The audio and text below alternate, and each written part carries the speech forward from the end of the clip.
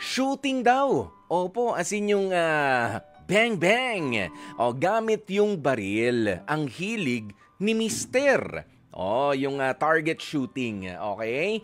Ayan, pero ang hilig na barilan nitong si Rico sa iba napunta. Doon pala sa iba napupunta. Yan ay matapos nga po na pagtaksilan nitong si Rico ang kanyang asawang si Jenny kahit na may dalawa na silang mga anak. Ang masakit pa, ultimo sustento ay hindi raw magawa ng magaling na asawa ni Jenny para sa kanyang mga anak. Kaya ang ending, si Jenny, dobling kayod para sa kanyang pamilya ngayon. Kaya kumustahin natin mula pa po sa Davao, 29 years old, si Jenny. Magandang tanghali sa iyo, Jenny.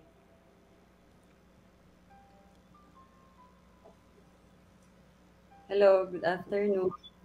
Hi. Good afternoon sa iyo, si Jenny. Naku, yan ba ang alam nyo ha, sa mga kapatid po natin, ito ba ang itsura na iiwanan pa basta-basta ng asawa? Di ba? Si Jenny ng Davao. Okay, Jenny, sabi mo mag-asawa kayo. So, kasal kayo. Legally.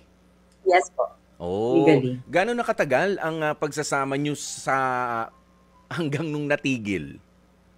Hanggang iniwan na 6 years. I think almost 6 years. Parang isang buwan na lang, 6 years na talaga siya. Okay. Kwentuhan mo nga kami nung umpisa ng relationship ninyo nitong si Rico. Kumusta ba siya as a boyfriend hanggang sa, syempre, padre de familia na, nung nagpamilya kayo, hanggang, kwento mo rin sa amin, ano na yung nag-iba? Biglaan ba yan o dahan-dahan yung pag-iiba niya? Papaano? Sige, Jenny. Nung boyfriend-girlfriend kami, well, marami namang red flags. Pero kasi bata pa ako noon na time. So parang feeling ko, forever na to, yung ganun. Wala sa utak ko yung mga red flag na yan. Pag gusto mo yung tao eh. Ngayon lang naman nauso yung pag may red flag, bye na agad. Oo. Tapos, boyfriend-girlfriend kami, parang 3 months lang kami. Kasi siya yung first, boyfriend. Lahat. First lahat? First yes. Boyfriend, first relationship, first time na pinayagan ka ng magulang mo na makipagrelasyon? Ay, hindi naman first boyfriend. Siya sa first lahat, like, okay. Doon sa pagiging intimate ng magkarelasyon sa isa't isa, siya ang lahat. Okay. Sige, na-gets na namin yan. So, nung na-try ko na, sabi niya gusto niya na magka-baby. So, sabi ko, okay, yun na nga, marupok. Tapos, nung nabuntis agad ako, gusto ng parents ko magpakasal kami kasi parang dadalhin niya ako sa province nila kasi andun yung mga negosyo nila. So, if ever hindi kami kasal, hindi ako papayagan na lumipat doon. So, shotgun wedding yun. Okay, go. And then, nung andun na kami, talagang sandali lang, Jenny, talagang di nawala sa eksena yung no? Yung barrel shotgun wedding. Pero, pikot! Napikot! Okay. Term lang naman po yan. Sige. Yes. Anyway, nung andun na kami, siguro 8 months pregnant ako noon with our first baby. Parang biglang nag-whisper lang sa akin na, check mo yung phone. So, nung chinek ko yung phone, may mga dudal ako ng mga babae doon, ganun. Tapos, meron pala sa Telegram na pwede mong i-hide yung conversation nyo. So, ginawa ko, nagsimula ako sa A, B, C, D, blah, blah. Yun ang nasa isip ko. A pa lang, may lumabas ng babae. Yun yung pinakauna kong nahuli. May ganun pala doon sa Telegram. Yes. Okay. So, before ko siya ginising, madaling araw yun, before ko siya ginising, pinicturan ko muna lahat para may ebidensya ako. Ebidensya, okay. Ayan na. Tapos, siya ginising, pinulot ko yung remote, tapos tinapon ko sa kanya para magising siya. Ayan na. Sabi ko, ayoko na, hiwalay na tayo, uwi na ako sa amin, hindi pa naman ganun ka-deep yung relationship natin, hindi pa naman lumabas yung bata. So, pag-usapan na lang natin yung paano yung panganganak ko sa Davao. Kasi doon kami sa may North Cotabato banda. Hindi siya pumayag. Nagluhod, umiyak, nagmakaawa. Naawa ka naman, syempre. Naawa naman ako. Kasi buntis. Sabi ko, baka mahihirapan din ako. Cut the long story short, okay kami. And then, another incident na naman of cheating and cheating and cheating. Nakabawi tapos meron na naman. Same ano ba? Same style. Doon pa rin sa online na mga ka-chat ang pagkakahuli mo. Hindi na po. Sa mga GC na po ng barkada. GC. So may access ka? Chinek ko na naman yung phone. Oo, may access ka dun sa social media niya. In fairness. Wala. Chinek mo yung phone niya. Na-check mo? Na-check ko lang. Parang iniwan niya eh. So, chinek ko lang. Oo. Ganon. Pwede ka magtrabaho sa NBI, ha? In fairness. Talaga. Baka naghahanap sila ng mga detective, ganyan. Ayan, pero... Lakas tingin So, ilang beses nangyari to? Mabibilang mo ba, Jenny, kung ilang beses nangyari yung cheating sa loob ng relationship ninyo? Kasi nga, sabi mo, the very first time na nahuli mo ay 8 months pregnant ka. Tama ba? Ayan, 8 months pregnant ka pero pinagbigyan mo, pero sabi mo may mga sumunod pa. So, nakailan ba? Mabibilang pa ba sa daliri? At na-confirm mo ba na talaga nag-cheat siya noon? Yes. Nag-sorry naman siya. Siguro in total, mga 4, mga 4, ganyan. No, mga 4 times. Tapos, yung sorry noon ay enough na para mapatawad mo siya dahil magkakaroon pa kayo ng second baby. Yes, nagka-second baby kami. Ayun. So, always, pag nahuhuli ko siya, nagsusorry siya, bumabawi siya. So, na-okay kami. Nagiging yung last okay. kasi na babae na involved sa kanya, hindi na talaga siya nag-sorry. Parang, iniwan na lang talaga kami. So, sabi ko, ito na yung parang last na talaga. As in, wala nang contact na, Jenny, alis na ako. Jenny, bahala ka na dyan sa mga bata. Hindi nagpaalis. Sabi niya, makikipaghiwalay na daw siya kasi hindi na daw siya masaya. Na-fall out of love na daw siya. Tapos wala daw babae involved. Tapos sabi ko, walang babae involved. Bakit mo ko iwan? And stuff. So nagmakaawa ako and all. As in, yung makaawa talaga. Oo. Okay. And then, after nun, hindi na siya nasa Davao based na siya. So ako naiwan dun sa probinsya nila. So nandun ka pa sa kanila nakatira, tama? Yes, may mga negosyo kasi sila. Anong sabi naman nung family niya? Of course, nakasalamuha mo pa rin naman sila. Yes po. Actually, tinutulungan naman ako ng family niya. At napapagalitan itong si Hubby noon. Ano bang ginawa mo rito sa pamilya mo? Diba? Pero kailan dumating yung punto na enough is enough? Kailan sinabi ni Jenny na tama na to? Basta itataguyod ko na lang itong mga anak ko. Kumusta? Nasaan ka ba ngayon? Davao. Bumalik ako ng Davao. Kasi taga Davao po talaga ako. So dinala niya lang ako. Okay. Sinabi ko nung time na parang yung okay na sa kanya, hindi nakikita yung mga bata, hindi na siya, wala na talaga siyang sustento. Kasi sa start nung hiwalay kami, nagbibigay pa naman siya, pero kulang. Yung time na wala sa sustento, hindi niya kinikita yung mga bata, always sila nag-out of the country ng babae. Travel goals. Taray. Kasi pag dito sila sa Davao, marami nakakakilala sa kanila. So, gusto nila sa ibang bansa siguro para walang Okay. Alam mo, may binanggit ka rito na mahilig daw sa mag-target shooting itong si Rico. Hindi ka ba natakot niyan na syempre gun owner siya? Pero to be fair with him, responsible gun owner siya. Hindi ba nagkaroon ng papel yung baril naman sa mga takutan, sa mga eksena ng pag-aaway ninyo? Wala namang ganon. Wala naman po. Actually, nagsushoot din po ako. Wala naman. Hindi pa pwedeng tutukan to.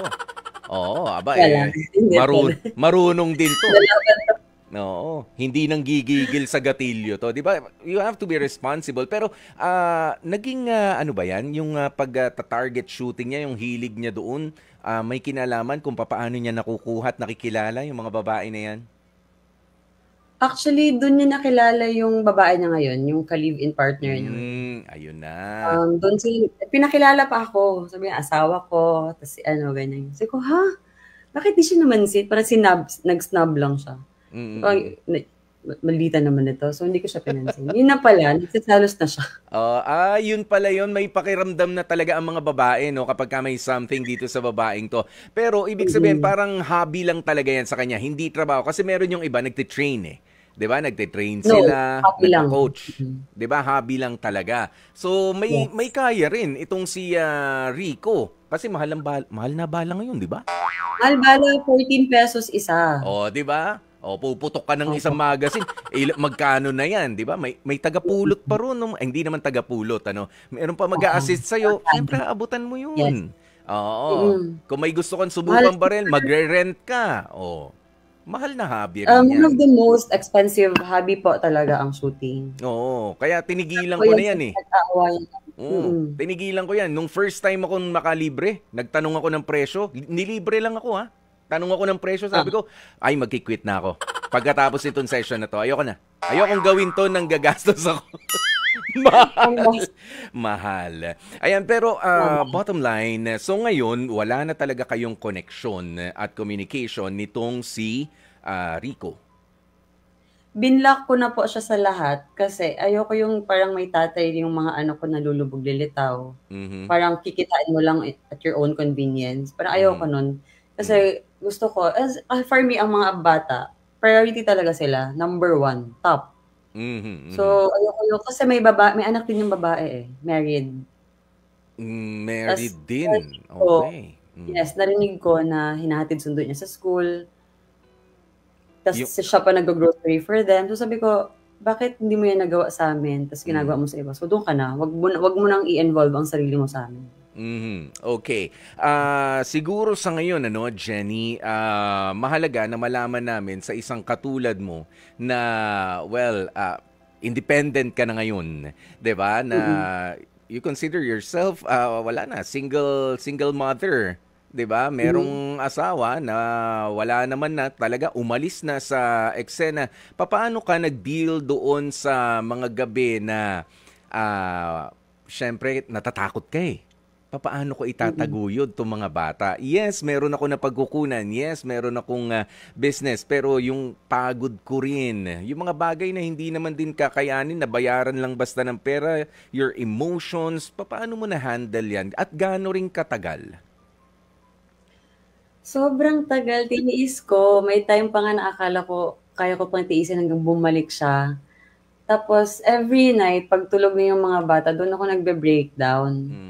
Tapos, ang ginagawa ko talaga, before kami natutulog ng mga bata, nagpe-pray kami. So, every time nagpe-pray ako, sinasali ko yung healing ko. So, umiiyak ako, tapos pinipigilan ko kasi ayaw ko makita nila yon. So, pag tulog na sila, doon ako nagbe-breakdown. Para malabas lang yung mga worries, anxieties. Kasi everyday sa buong araw, maraming worries, maraming anxieties na umaatake sa akin. Kasi paano ko to gagawin, Lord? So, pray lang ako ng pray. Mahirap kasi dalawa pa yung sa akin. Tapos, of course, I have to take care of myself kasi kung hindi ko aalagaan sa sarili ko, paano ko sila maaalagaan? Yes. Yun na yung tumatakbo sa utak ko and kailangan kong maging masaya for them. Because nagpa-counseling ako, Kuya Poy, and I was diagnosed with severe depression and severe anxiety po talaga. Suicidal, umabot ako sa point na parang nagda-drive lang ako, parang tigil ko na kaya to. So, it was raining, the road was so dark. Until parang gawin ko na kaya to. Ganun na ka-down. Parang tapusin natin to. But parang nag-reflect lang bigla yung mukha ng mga anak ko. Tapos tumatawa sila. Parang may light. Umuwi na ako sa amin. Yun lang. Yung inspirasyon ko lang siguro na bumangon araw-araw is yung pagigisingin na nila ako in the morning. Para, Mommy, wake up. Mommy, let's go to school. Mommy, let's eat. Yes. Doon na yung, yun na yung ko. Pero, Kuya po, umabot ako sa point na sa sahig ako umiiyak. Parang ganun lang. Tapos, parang parang naka-curl. Parang ang sakit. Yung, parang sinasadya talaga na sinusuntok yung heart mo. Totoo pala talaga yon. Yung pakiramdam na kinakabog na, hindi mo alam kung saan nanggagaling yung pain. Meron kang choking sensation, wala naman sumasakal sa'yo. Ganon. Hindi ko talaga mag-get. Tas sabi ko, Hmm. until such time na parang gusto ko pang umiyak pero wala ng luha Mhm, lumalabas. mhm. Ayan. Pero nalampasan ng isang katulad ni Jenny ano. At dito sa mga pangyayaring ito, meron bang mga tao o mga tao na tumulong din naman sa iyo bukod sa mga anak mo na nakakausap sila, naihingan mo ng payo, naiiyakan mo, ano ba ito? Friend ba ito? Si nanay ba? Si tatay? Sino yung mga taong 'yan? Yung kaibigan ko po dun sa Kidapawan, Mm. si Ja at saka yung asawa niya. At saka yung mga kaibigan kong babae. Tapos siguro kasi late ko na nasabihan yung family ko, Kuya Poy, kasi 'di ba, Mm. 'pag nagkaroon ng kasalanan sa'yo yung partner mo, late mo nasasabihan yung family mo kasi puwedeng ma-forgive mo siya, pero Mm. yung family mo hindi nila kayang i-forgive. Oo, baka So, as mas much as mahirap possible. mag-explain. Mahirap pumagitna. Yes, Hmm. ipaglaban. So sabi ko as much as possible kung kaya ko pang ayusin yung sa'min, ayusin ko muna tsaka ko na sila sabihan kung hindi na talaga maaayos. Mm, mm. So late na, nalaman ng family ko, late na yung help nila sa'kin. So aside from that, siguro yung yaya ng kids ko po. Oo, nakasakasama niyo Hmm, talaga 'no, yun. Yung physically. weakness po talaga, eh, Oo, oo. Ayan, buti na lang at na-bless ka ano ng maraming mga taong nakapaligid din sa iyo, Jenny. Yes, Oo, para yes. malabanan yung ganitong klase ng problema. So ngayon, galing doon sa sabi mo nga napaka-dark na sitwasyon sa buhay mo na hindi mo na alam, gusto mo na lang nagmamaneho ka, tapusin na 'to, Hmm. ayoko na. Oo. Sa ngayon, ilang percent na ang recovery mo? Sa tingin mo, yung self-assessment mo? Siguro Kuya super konti na lang. Parang if ever man na nalulungkot ako, it's just because of the kids na lang po. Parang Mhm. naawa ako na kasi may time yung panganay, sabi niya, "Mommy, when are we going to have a new daddy?" Mhm, mhm. Naghanap ng tatay. Sabi ko, "Nak, let's just wait. It's not yet the right time." Mm. Eh, Pero sa mga yun lang naman yung sa mga nangyari ngayon sa inyo dahil legally married pa rin naman kayong dalawa, wala ba nakakapag-isip na mag-take ng legal action? Especially you, 'di ba? Pwede kang ano sa kanya, mag-file against him. um, pinag-iisipan ko po. Pero Mm. kung gusto niya mag-file, pwede naman po siya mag-file. Magastos din kasi, 'di ba? Opo, Pero, siya 'di naman ba? yung gumastos. Oo. So sa ngayon, wala na talaga, irreconcilable na itong pagsasama na ito. Wala na. Parang hindi ko na po kayang gawin yun sa sarili ko. Oo. Enough is enough. Yun na nga yun. Enough is Dati enough. nakukuha pa ng sorry eh. Oo, tapos pagka nag-sorry, magiging sweet, nakakabuo pa ng baby. Oo, 'di ba may mga ganyan eh. Oh, Maraming cases na gano'n. 'di ba Iba sabi na mo sa nga generation ngayon, Kuya Poy, eh, parang palaban yung mga babae ngayon, O eh. yun nga delikado. Kaya dapat pag-isipan na natin, mas nag-mature na tayo. Okay, alam mo, merong nasa linya natin, magbibigay lang ng reaksyon doon sa narinig niya na ibinahagi mo nga dito sa atin sa Confessions. Ano? Nasa linya natin si Bao ng West Avenue, Quezon City. Bao, magandang tanghali sa'yo. Yes. Magandang tanghali po. Bao, ano ba masasabi mo dito sa ibinahagi sa atin ni Jenny? Ang masasabi ko lang po dapat mahalin niya na lang yung mga anak niya kasi wala namang kwenta yung tatay eh. Mm. Kasi kayang gumastos sa bala pero hindi kayang gumastos sa anak. Yun. Nag-out of the country pa, Bao. Doon nagde-date. Sorry. Oh, sorry ka. Diyan na muna kayo sa Ang Pilipinas dami at ako'y pang magpapalamig-lamig muna sa iba. Sa ibang bansa. Bao, maraming salamat sa iyo. Salamat po. Oo, ayan, 'di ba? Parang short lang yung reaction na yun pero tama lang yung ginagawa mo, no? Pero I suggest Jenny, na ikaw naman ay ayusin din yung mag-file for legal separation para ikaw ba naghahabol ka pa, naghihintay ka pa ng maitutulong naman sa nitong si Rico para sa mga bata? Wala na. Wala na, Kuya Poy. Sinat ko na yung mind ko na ako na lang ito. Meron naman kayong mga properties bang napundar? O mga Wala mga naman conjugal po. Kasi nga, properties? wala nga kaming savings, Kuya Poy, kasi nga shoot siya ng shoot, ang mahal ng bisyo na yun. Hindi nakapag-ipon. Ayun lang, sinusunog pa, pinapuputok lang yung anong yun, yung hilig niya. But then again, you have to take care of yourself, Jenny, at doon sa mga bata.